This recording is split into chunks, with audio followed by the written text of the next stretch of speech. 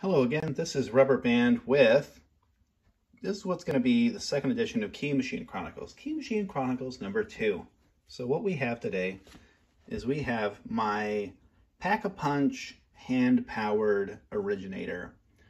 These were a really versatile tool that A1 Manufacturing used to make, and it would allow you to originate a multitude of key systems without running power. So if you had a van and you didn't have an inverter or spare batteries or the like, and there's still locksmiths that do this, so this is not an extraordinary thing, but this was nice because it was something that you could carry with you. It wasn't extremely heavy, could originate keys fairly quickly. And if you had a duplicator, which can be fairly small, depending on the model you've got, Ilco Minimite or a Silca Flash, what have you, you would be able to originate a key on this of multiple systems and then go duplicate them in your van, and you can knock that out fairly quickly, and it was a really nice backup. Unfortunately, A1 Security Devices has folded as a company, and these are no longer available for purchase. And there's a lot of kind of hacks to make the Lishy key clippers work in a similar fashion, but unfortunately they're just not as well thought out, or not well thought out, but just not as versatile, because this is a system that's designed to do such a thing. So we're going to originate a key to this Schlage construction core. I use construction cores like this a lot for videos and testing because they are pretty accurate. Schlage makes pretty good cylinders in their commercial lines, not their residential F-series and the like.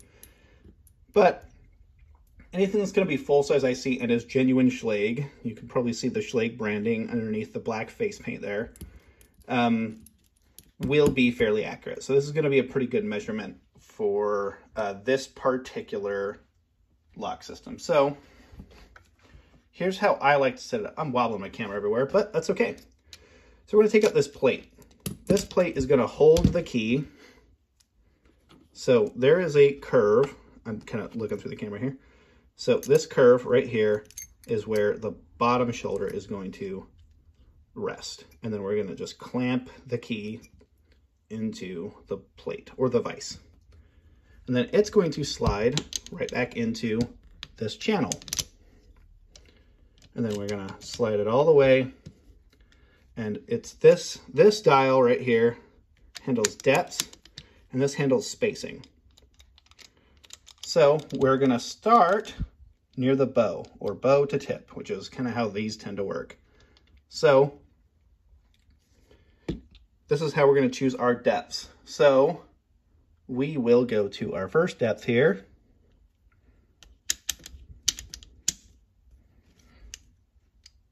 All right, here we go. And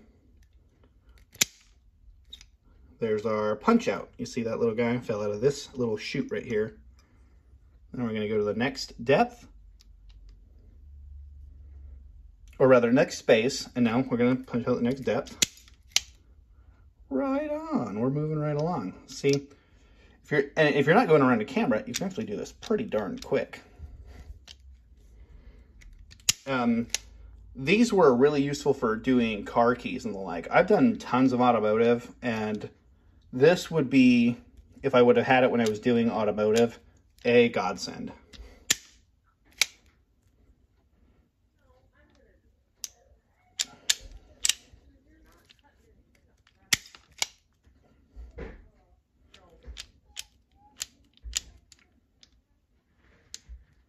Now, I don't know how well this is going to work in the construction core. I haven't done it for that key, but all right. Yeah, looks pretty good. This is an SC4 on a jet blank, and it looks like it's going to work. It doesn't look all choppy. Oh, hey, look at that. So, proof positive that unfortunately a lot of novel neat ideas in locksmithing have been allowed to die out due to either poor planning on the manufacturer's part, general disinterest from the locksmithing industry as a whole, who are woefully slow to take on new ideas and concepts. I can't tell you how many locksmiths I've thought, that I've met that thought the Lishy decoding tools for pin tumbler were a waste of time because you can disassemble the lock and decode rather than use them for the field expedient tool they are. And unfortunately, that also keeps a lot of tools out of cost reach and a lot of other stuff because they're just not fairly well adopted, which is unfortunate. So this is just a really fast one. This is the Pak-A-Punch. Great tool. I might do another part 2 on this one because I have the full size, or not full size, small format IC kit anvil set for this. And maybe we'll get some keys made up for, you know, some construction cores or the like, which are another good test for getting stuff like this, especially since I deal in construction cores. So, really quick video for you. Hope you enjoyed it. You could kind of see how things work.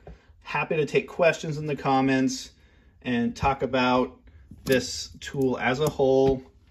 And I'll even get other kits and make some automotive keys because the automotive kits outside of the actual punch themselves are still somewhat available. So let me know in the comments what you think. If there's something else you'd like to see, I'm going to be filming another Key Machine Chronicles very shortly, and look forward to that one. So as always, I've been Rubber Band. Thanks.